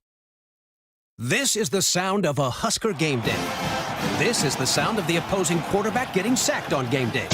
This is the sound of someone enjoying a Big Mac. And this is the sound of that same someone getting another Big Mac for free. All right! Because the Monday after the Huskers get a sack, Big Mac is buy one, get one free at McDonald's. To review, this is what happens on game day. This is what happens on Monday. This fan is really happy. All right! And this is what the lawyers made us say. A la carte only. Price and participation may vary, cannot be combined with any other offer or combo meal. There are a lot of rates out there, and it can be tough to find the right one. Well, let's make it easy. With FNBO's special offer CD of 5.5% APY for 3 or 7 months, you can earn more, save more, and do more. That's 5.5% annual percentage yield for 3 or 7 months, with a minimum deposit of $500 and an FNBO Premier checking account. Give your savings a great big boost with the Great Big Small Bank. FNBO, member FDIC. It's being well supported by a provider who understands your health interests and goals. It's ensuring you are well connected to a team of caregivers and specialists. It's feeling well cared for by having someone you can turn to who sees you for you. That's the power of being well matched. And that's exactly what CHI Health Clinic's My Provider Match does. Meet the provider who is right for you at myprovidermatch.com. Hey Huskers, it's a new day in Nebraska. Manzer Equipment, Mertz Farm Equipment, and West Point Implement of Columbus have teamed up as True Ag and Turf. Coach Rule is bringing innovation and high-performance standards to Husker football, and True Ag is doing the same to your farm with game-changing Fendt equipment. As Big Red establishes power on the field, True Ag and Turf does the same in the field by welcoming Fendt to Nebraska. With over 75 years of wealth management experience, Bridges Trust understands the value of tradition and legacy. They have built their reputation by helping clients achieve their objectives by providing exceptional service in investment management, trust and estate planning, philanthropic consulting, and family office services. They are in the business to provide specialized, comprehensive wealth advisory services that are in the best interest of their clients to help them grow and preserve their legacies for generations to come. Bridges Trust. Trust for generations. Is your garbage disposal not disposing? You had one job. Drains backing up can cause a horrible smell in a home, damaged pipes, and so much more. Some signs that your garbage disposal may be going out include frequent clogs, abnormal and louder noises than normal, or water is leaking from the bottom, just to name a few. John Henry's is here to take care of all the pipes and drains in your home. Call today. 435-5555. John Henry's Plumbing. You're listening to Husker Game Day, brought to you by Dakota Mac on the Huskers Radio Network. The greatest game in a century of football at Memorial Stadium. Hi, I'm Nate Rohr, and this is Good Times, presented by the 1890 Initiative. In its 100 years as home of the Huskers, Memorial Stadium has hosted dozens of thrilling contests that have come down to the wire and have had major impact on the national championship race. But one game stands above all of them. 45 years ago today, November 11th, 1978, Nebraska versus Oklahoma. The Sooners had won the last 6 meetings with the Huskers, including 5 in a row since Barry Switzer and Tom Osborne had taken over as head coaches. Oklahoma was eyeing a 3rd national championship in 5 years, entering the game 9-0 while ranked number 1. Meanwhile, after a season-opening loss at Alabama, Nebraska had run off 8 straight wins to climb to 4th in the polls. Early on, it looked like more Sooner magic. Midway through the first quarter, 1978 Heisman Trophy winner Billy Sims dashed for a 44-yard touchdown to put Oklahoma on the board. Nebraska answered early in the second quarter, cashing in an Oklahoma fumble for a 5-yard TD run by Rick Burns to tie the game at 7 with 10 minutes remaining until halftime. It remained tied until early in the third quarter. Dan Pensick caused another Sooner fumble, recovered by Derry Nelson to give the Huskers the ball at midfield. Facing 3rd and 10, 3 plays later, Tom Sorley hit Junior Miller to gain 33 yards. 3 plays after that, Nebraska became the first team to take a lead on Oklahoma in 1978. 3rd and 1 at the 8, and Sorley flips the ball over to Hip. Hip comes back in, he's in there, touchdown! The 14-7 lead didn't last long. On the next drive, Sims raced 30 yards for his second touchdown of the game to tie it at 14 midway through the third quarter. It stayed tied at 14 as the game moved to the fourth quarter. Oklahoma had outscored Nebraska 79-0 in the fourth quarter of the prior 6 matchups, all Sooner wins. But a 5-minute-long Husker drive resulted in a Billy Todd 24-yard field goal to give NU a 17-14 lead with 11:51 to go. The ensuing kickoff showed just how hard-hitting this game was. Here comes Billy Todd forward to hit the football. And the kick is away. Phelps chases the ball to the sideline, takes the ball right on the sideline, cuts back into the... He was hit, lost the ball. Nebraska's on the ball. Who made the hit? John Rood got him. John Rood. Nebraska's on the ball at the 10-yard line, and John Rood was the man of the hour who hit Kelly Phelps and stunned him, knocked him loose from the football. And Phelps is down on the field. He really crushed him, Lyle. He's down flat on his back. Wait a minute. They're going to say that Oklahoma gets the ball. Huh? On the resulting possession, the Sooners drove to the Huskers' 22, but Sims fumbled the ball back to Nebraska. The Huskers punted the ball to Oklahoma, and the Sooners had great field position at the NU 47 with 6 minutes to go. The Sooners' wishbone churned down to the Huskers' 20, but a 6th fumble recovery by the Blackshirts stuffed the Oklahoma threat. Again, they have 2 tight ends in the Oklahoma offense as they line up in the wishbone with nobody wide. Thomas Lott takes the ball from under. He keeps the ball. He pitches out.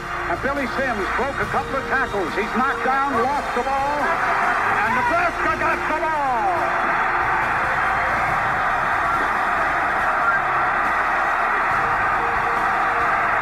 Jim Pillen covered the ball as Billy Sims got knocked down, lost the ball, and Nebraska has it at the 3-yard line with 3 minutes, 27 seconds left on the scoreboard clock. Nebraska took over and ran out the clock. As the final seconds ticked away, the sea of red spilled onto the field in celebration. 7 seconds, 6 seconds, calm down, 4 seconds, 3 seconds, and there it is. Look at that. Nebraska's won the football game 17-14. Holy mother, man, woman, and child, isn't it something? Look at the goal. Oh, and here goes goal post. There is pandemonium today. The Huskers' 17-14 win clinched the Big 8 championship and gave Osborne his first win over Switzer.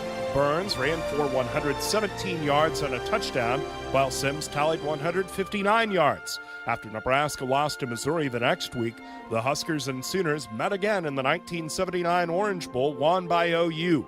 But the 1978 matchup between the Huskers and Sooners still ranks today as the greatest game ever played at Memorial Stadium. Good Times is brought to you by the 1890 Initiative. Do you want to support Husker student athletes through name, image, and likeness? If so, visit 1890nebraska.com. I'm Nate Rohr, and this has been Good Times, presented by the 1890 Initiative. Welcome back into Husker Game Day. I'm Jessica Cootie, and as we honor Veterans Day, and it's our Military Appreciation Day, nobody does Military Appreciation Day like the University of Nebraska. So many things that take place throughout game day and also leading up to game day, and here to talk with us about that and all the things that have led up to this day is Lana Hendricks, the Assistant AD for Licensing and Branding, and Kate Dean, the Assistant Director of Community and Charitable Relations. Thank you so much for being here. Thanks for having us. Well, Lana, let's start with Operation Hat Trick, which is the big part surrounding the Military Appreciation Day. Tell us about Operation Hat Trick and that relationship with Nebraska athletics. Yeah, we've been partnering with Operation Hat Trick here for about 6 to 8 years. And what Operation Hat Trick does is puts out merchandise that's co-branded with universities, and part of those profits go back to 501c3s that help veterans that have wounds, whether those are physical or not. And last year was a really big year for Husker athletics, and you guys, some special things happened because of that. Can you tell us about that? Yeah. Just a big shout out to Husker Nation on the support that they not only gave us, but gave Operation Hat Trick. Our fans just went out and bought it all out. And because of that, Nebraska Athletics received an award. It's called a Service Award. And we were able to, on behalf of Operation Hat Trick, donate $30,000 back to the Omaha Fisher House. And what the Omaha Fisher House does is attaches themselves to the VA hospital.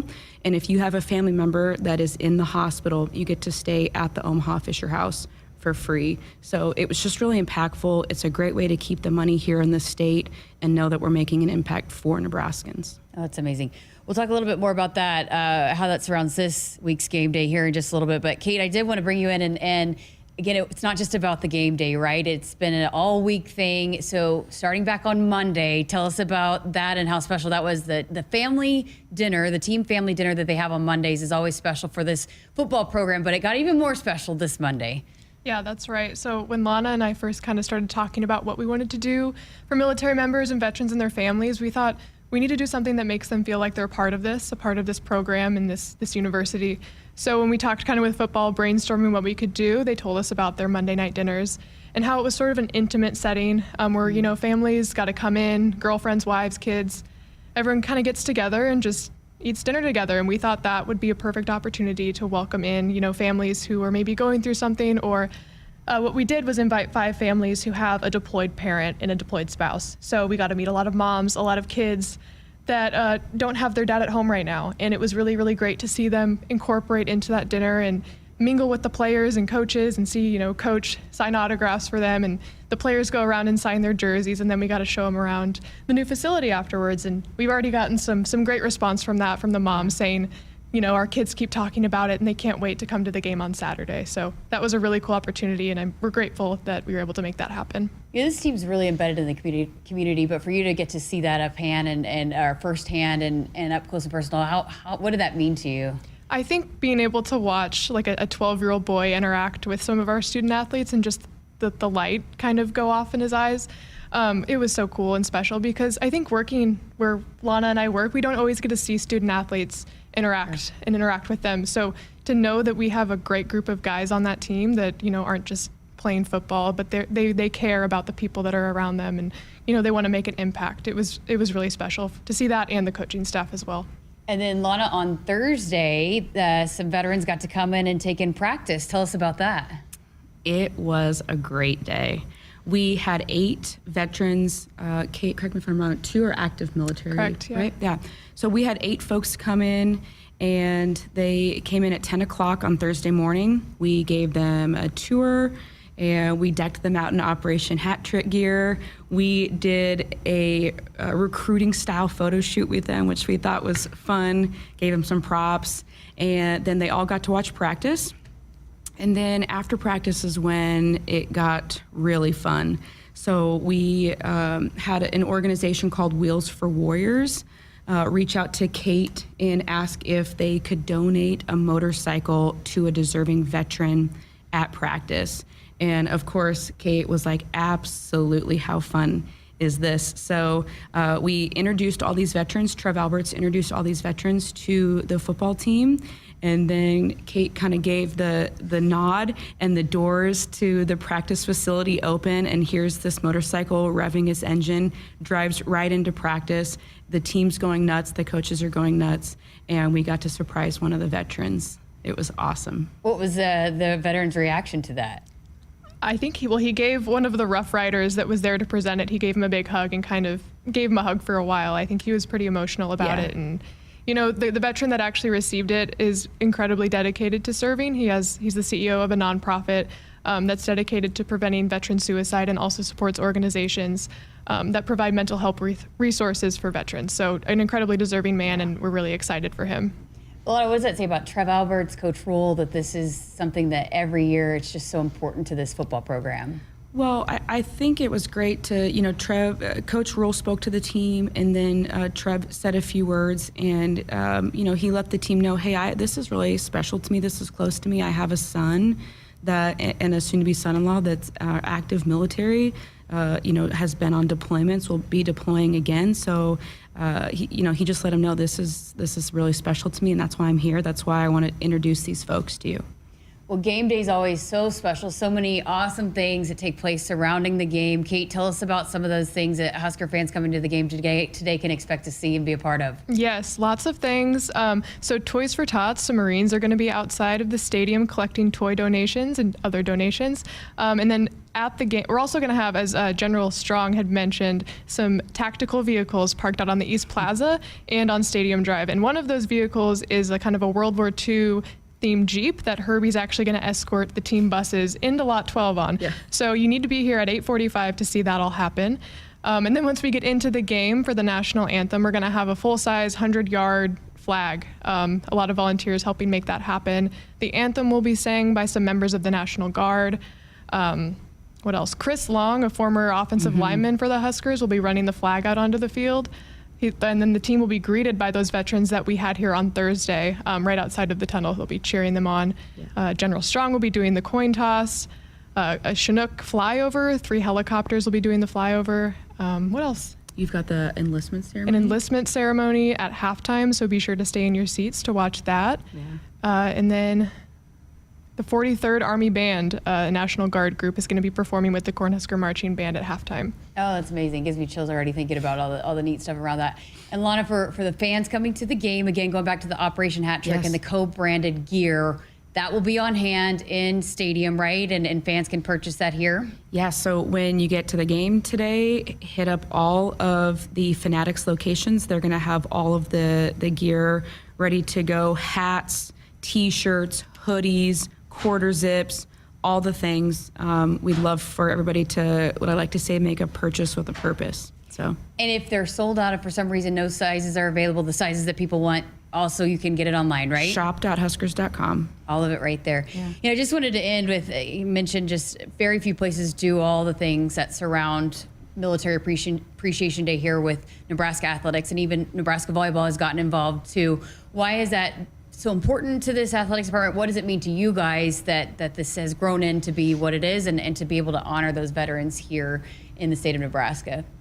I think what stands out to me, and one thing that I forgot to mention that will be included during the game, is the shout outs that we're going to be receiving from Nebraskans that are deployed throughout the world. And just knowing that those men and women who are out there, they're still tuning into every single football game, every single volleyball game that they can, no matter what time of day it is. And those thousands of brave men and women they care about our athletic department so much, we need to be able to give that back to them and give them the proper recognition and celebration.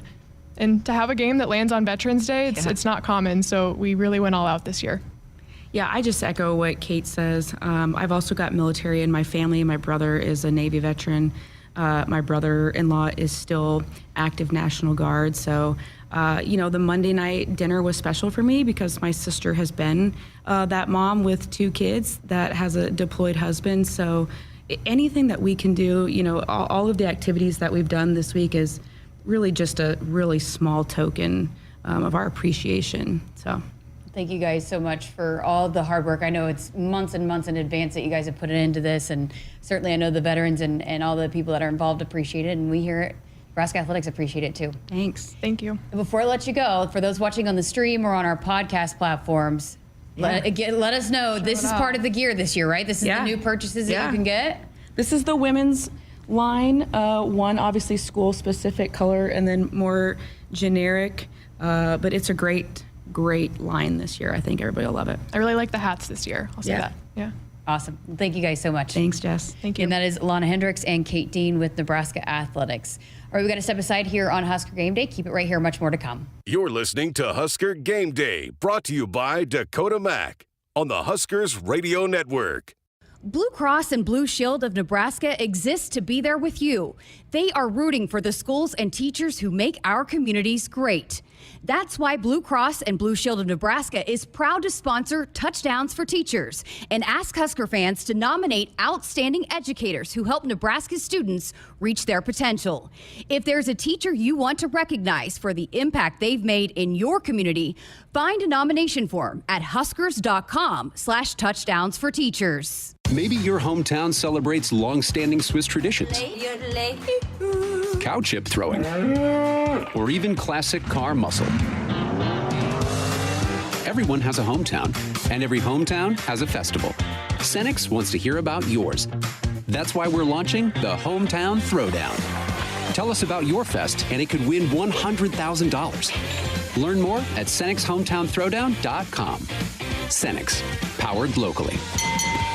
With over 75 years of wealth management experience, Bridges Trust understands the value of tradition and legacy. They have built their reputation by helping clients achieve their objectives by providing exceptional service in investment management, trust and estate planning, philanthropic consulting, and family office services. They are in the business to provide specialized, comprehensive wealth advisory services that are in the best interest of their clients to help them grow and preserve their legacies for generations to come. Bridges Trust. Trust for generations. This is the sound of a Husker game day. This is the sound of the opposing quarterback getting sacked on game day. This is the sound of someone enjoying a Big Mac. And this is the sound of that same someone getting another Big Mac for free. All right! Because the Monday after the Huskers get a sack, Big Mac is buy one, get one free at McDonald's. To review, this is what happens on game day. This is what happens on Monday. This fan is really happy. All right! And this is what the lawyers made us say. A la carte only. Price and participation may vary. Cannot be combined with any other offer or combo meal. This is Husker Game Day, brought to you by Dakota Mac. You're listening to Big Red Football. There's no community like a Cenex community. And that's why every Cenex store is so proud to serve theirs by supporting local athletic teams, promoting the arts, and making sure each store is a place its neighbors can find what they need, catch up with their friends, and stay connected. It's also why we give back, helping to make the wonderful places we call home the best they can be. Your local Cenex doesn't just work in your town, it lives there. The store next door, powered locally at Cenex. There's room at the table. Central Valley Ag works with farmers and ranchers to deliver the protein and minerals to ensure their herds are at optimal performance. Winter is coming. CVA's Power Cow tubs help your herd stay strong and healthy through the toughest season. For a limited time, register to win two 250-pound CVA Power Cow tubs when you visit CVAcoop.com. Our planet is hungry. Together, we feed it. Central Valley Ag, the official co-op of Husker Nation. Pioneer is proud to partner with Iowa and Nebraska in the Pioneer Heroes game on November 24th. This coveted trophy game is about more than winning. It's about those in our local community who inspire us in our everyday lives. From the school bus driver to the volunteer firefighter, there are those that make a difference and, simply put, make our lives better. Every community has their heroes, and Pioneer is proud to honor those who stand as an inspiration to others in the Pioneer Heroes game. It's time for another round of Nebraska Farm Facts. If there's one thing Nebraska's known for, it's our beef. And Nebraska soybeans feed a lot of them, and even more pigs and chickens. Farmers and ranchers raise livestock and poultry to provide nutritious, affordable protein for all ages to help build muscle and maintain energy for a healthy lifestyle. Keep that in mind as you prepare all that tasty meat on your tailgate grill. This message is brought to you by Nebraska soybean farmers, growing opportunity from the ground up. Want to get all the latest Husker news straight to your phone? Need to be the first of your friends to get the scoop on all things Huskers? Sign up for text alerts from Nebraska Athletics. Text Huskers to 83200 to get game time notifications and updates, breaking news, special ticket offers, and more straight to your phone. All the Husker news is just a quick text away. Just text Huskers to 83200. Standard text messaging rates may apply and may vary by carrier. Shop smarter online for your next vehicle with Buy Now from Woodhouse. Car buying 100% online from your local trusted auto partner. Easily compare hundreds of hand-picked, safety-inspected cars, trucks, and SUVs' features, capabilities, and payments. Conveniently apply for financing and complete your paperwork for purchase 100% online, anytime from anywhere. Plus, we'll deliver it to your driveway. Woodhouse, delivering a better way to car buy online with Buy Now. This week's game changer is Quentin Newsome. He's got a chance to be one of the best DBs. I don't want to say corners, DBs in the conference. Period. You know, so it's about him and his maturity and saying every play he can be that guy, and he's done a nice job so far. Defensive back, 6'1", 185-pound senior. 2nd and 6. DeVito goes shotgun.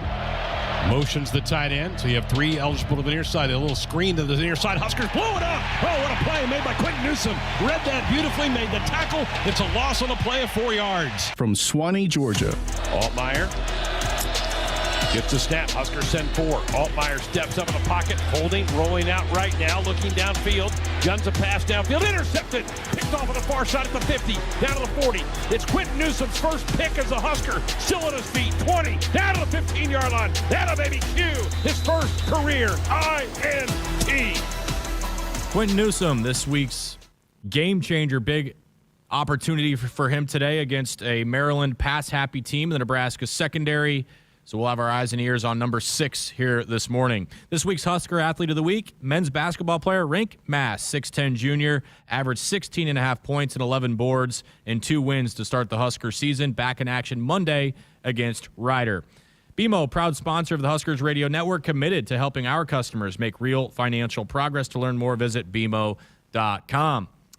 Our SOS Weather Impact, brought to you by SOS Heating and Cooling, with fair prices, honest opinions, and longer warranties. They are Omaha area's trustworthy company since 1950. It's perfect fall day for football here at Memorial Stadium. Have no complaints with what we have here today.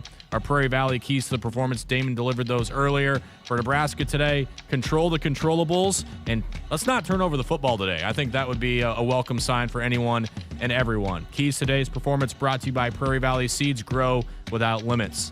That'll wrap us up here on the Dakota Mac Husker Game Day Show. My thanks to co-host and color analyst Damon Benning. Coming up next, countdown to kickoff. The voice of the Huskers, Greg Sharp, has you for the next hour, and we are approaching kickoff about 2 hours away from Nebraska and Maryland at Memorial Stadium. The Huskers trying to get bowl eligible.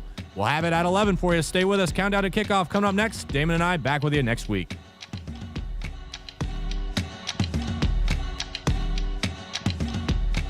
This is Husker Game Day, brought to you by Dakota Mac. You're listening to Big Red Football.